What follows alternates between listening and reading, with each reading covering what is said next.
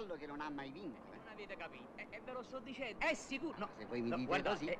lo vedete? È l'offio, Professore, io sto tranquillo. Professore, Ui, caro Buongiorno, amico, e professore. chi ci fai qua? sono venuto a chiederle un Di favore. che si tratta?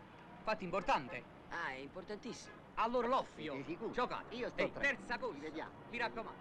Che c'è? Ecco, io...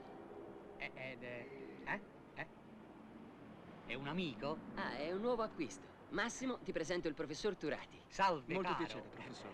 E allora di che cosa si tratta?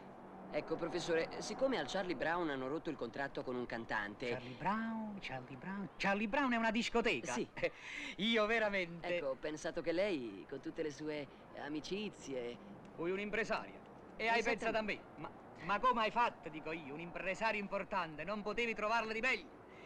Io e Celentano, stiamo così, io e Sinatra, Frank, almeno una lettera al giorno, centinaia di lettere, una montagna di lettere, di richieste di favore.